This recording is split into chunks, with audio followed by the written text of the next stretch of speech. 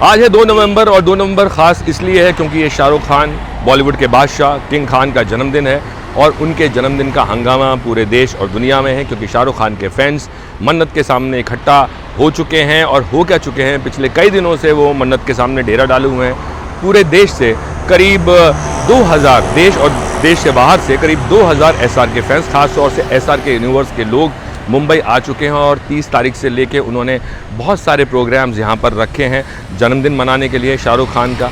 पर ये जो जन्मदिन मनाना है या जो जश्न है, ये खाली जश्न नाच गाने का नहीं है या फिर हो हल्ले का नहीं है। ये जो जश्न है ये सामाजिक कार्यों से भी जुड़ा हुआ है क्योंकि एसआरके के जो फैंस हैं, जो आए हैं, वो लोग जो अलग अलग लोग हैं, जनजातीय लोग हैं या वृद्ध लोग हैं या बच्चे हैं, अंडर प्रिविलेज चिल्ड्रन हैं, उनके साथ मिलकर वो उनके लिए कुछ मदद कर रहे हैं। चाहे वो स्टेशनरी देना हो, बच्चों को स्टेशनरी के साथ गिफ्ट देना हो, दिवाली आ रही है उसके लिए, जो वृद्ध लोग हैं उनके लिए खाना पीना, कंबल, जो जनजातीय लोग हैं उनके साथ मिलके उनको चीज़ें देना और उनके साथ नाच गाना और शाहरुख खान के जन्मदिन का जश्न मनाना। कैंसर पेशेंट्स के लिए उन्होंने पूरा जो कैंप लगाए हैं और ऐसे ही बहुत सारे चीज़ें वो 30 तारीख से करते आ रहे हैं अलग अलग जगहों पे। और ये जो उनका जन्मदिन है ये खाली सिर्फ मुंबई में नहीं, जैसा मैं कह रहा था, करीब 2000 फैंस देश और दुनिया से यहाँ आ रहे हैं मुंबई में और उनका जन्मदिन मना रहे हैं। लेकिन ये जितने भी फैंस हैं ये अपने अपने शहरों में, जो यहाँ पर फैंस नहीं आ पाए, वो अपने अपने शहरों में भी जन्मदिन मना रहे हैं। वो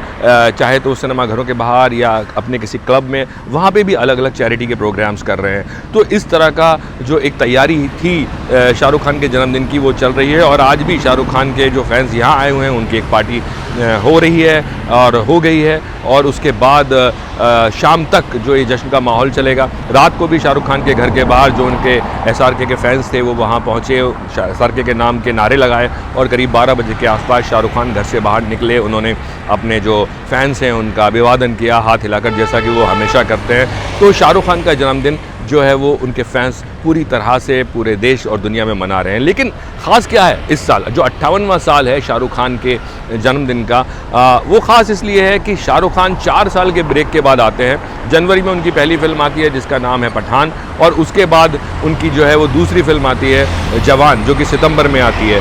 पठान और जवान ने वो रिकॉर्ड तोड़े हैं इस साल जो बहुत सारी फिल्में नहीं कर पाई। मैं आपको बता दूं कि जो जवान है वो जो हिंदुस्तान की वो 5 फिल्में हैं जो सबसे टॉप पे आती है कमाई के मामले में दुनिया भर में, उनमें से जवान 5वें नंबर पर है। उसके अलावा पठान और जवान दोनों की मैं बात करूं तो ये दोनों फिल्मों का मिला जुला जो कारोबार है वो ऑलरेडी 2000 करोड़ से ऊपर जा चुका है। और पूरे साल जो जश्न था इन दोनों फिल्मों का हमें मनते हुए देखा। एसआर के फैंस ने सिनेमा हॉल के बाहर, सिनेमा हॉल के अंदर, अलग अलग देशों में, अलग अलग शहरों में उनके इन फिल्मों का, उनकी कामयाबी का जश्न मनाया है। खाली बात यही नहीं है कि शाहरुख खान की फिल्मों ने इतना पैसा कमाया, खुद शाहरुख खान के लिए भी रिकॉर्ड है क्योंकि शाहरुख खान ने भी इतना बड़े आंकड़े जो हैं उनके करियर में उनको नहीं मिले थे, लेकिन ये इस बार उनके लिए भी रिकॉर्ड है। उसके अलावा जो सबसे बड़ी बात है कि जो बॉलीवुड है वो एक बहुत बड़े बुरे दौर से गुजर रहा था पिछले कुछ वक्त से, क्योंकि कोविड था। कोविड के टाइम पे फिल्में नहीं चल रही थी और जब कोविड ख़त्म हुआ तो उसके बाद जो लोगों का टेस्ट था, दर्शकों का टेस्ट था, वो चेंज हुआ और फिल्में बॉक्स ऑफिस पर फ्लॉप हो रही थी।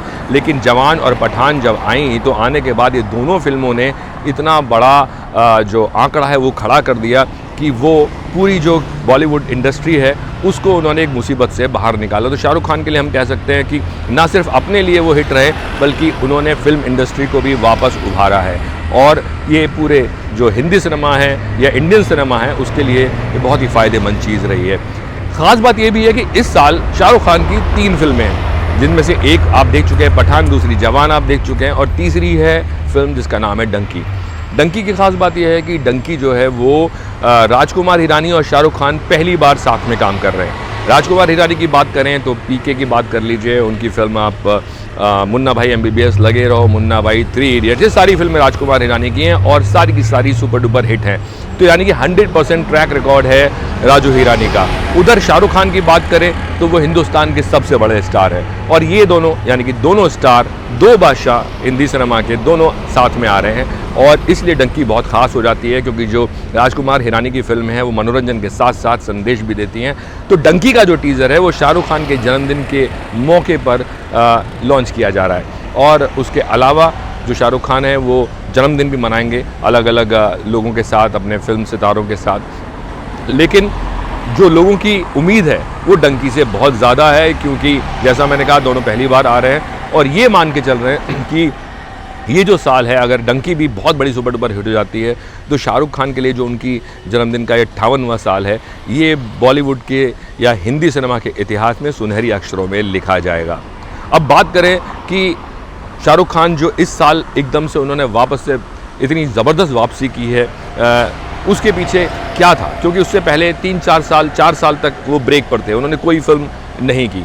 वजह सीधी ये थी कि उनको लगा कि उससे पहले जो उनकी 4-5 फिल्में फ्लॉप हुई, नाकामयाब हुई, उनको लगा कि कुछ तो बदलाव करने की ज़रूरत है। और ख़ास तौर से कोविड के बाद जो दर्शक हैं वो उनका जो टेस्ट था वो बदल गया था। वो आप देखें अगर जितनी भी फिल्में इस साल आई हैं वो सारी वो फिल्में हैं जिनमें मसाला है, एंटरटेनमेंट है। तो शाहरुख ने इस बारे में सोचा और सोचकर फिर एक बार बड़े पर्दे पर जो वापसी की तो धमाल हो गया, वो हम सबके सामने है। लेकिन उन 4 साल से पहले की अगर हम उनकी ज़िंदगी की बात करें तो बहुत सारी फिल्में शाहरुख खान की हैं जो सुपर डुपर हिट रही हैं। उन्होंने एक्सपेरिमेंटल सिनेमा भी किया है। अगर बात करें जिस टाइम ब्रेक लिया था, ब्रेक से पहले उनकी जो 4-5 फिल्में फ्लॉप हुई थी उनमें हैरी मैट सेजल थी, उनमें फ़ैन थी, उसमें ज़ीरो थी, इस तरह की फिल्में थी, ये नहीं चली थी।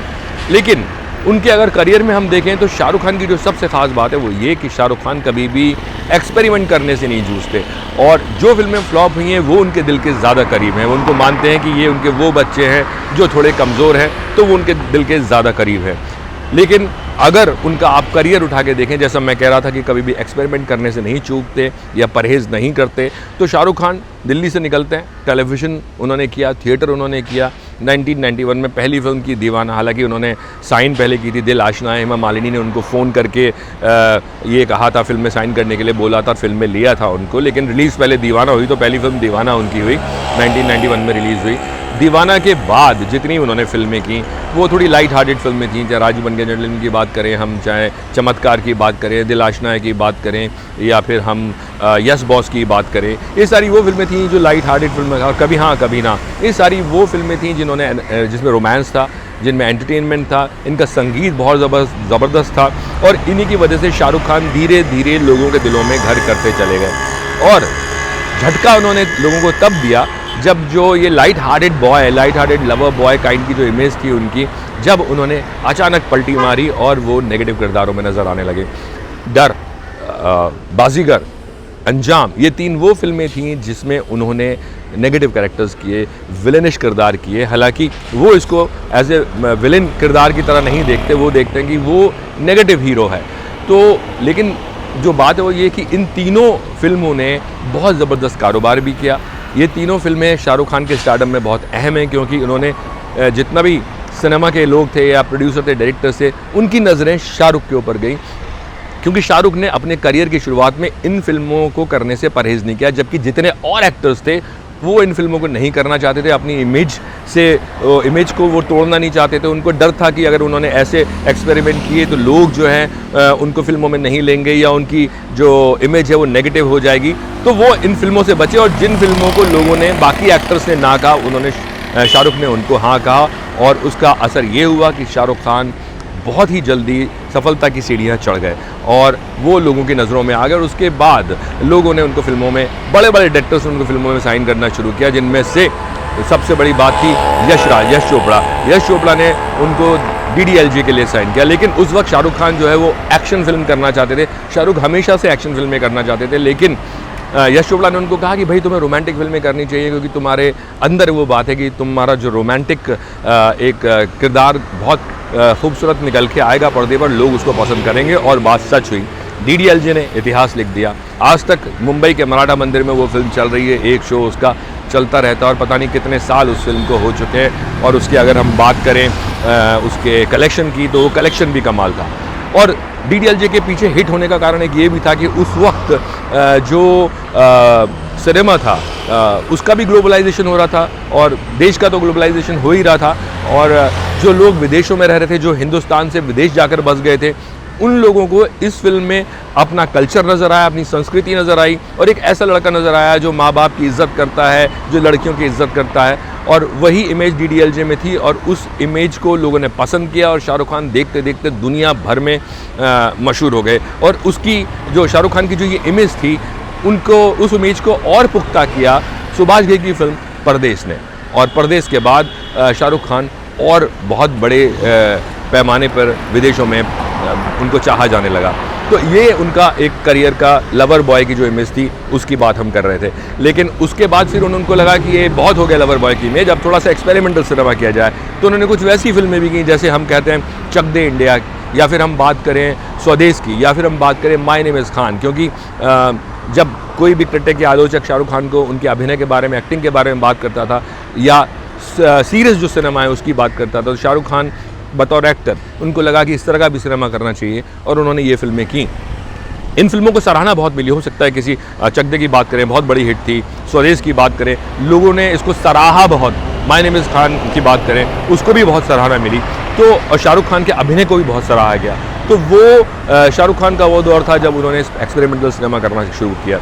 उसके बाद शाहरुख खान दिन पर दिन खाली सिर्फ स्टार की तरह नहीं बल्कि बिजनेसमैन की तरह भी वो उभरते गए। उन्होंने जो अपनी उनकी क्रिकेट टीम है कोलकाता नाइट राइडर्स, वो उन्होंने बनाई, यानी कि वो क्रिकेट के मैदान में भी उनको लोग चाहने लगे, क्रिकेट के मैदान में भी वो बादशाह की तरह उभरे।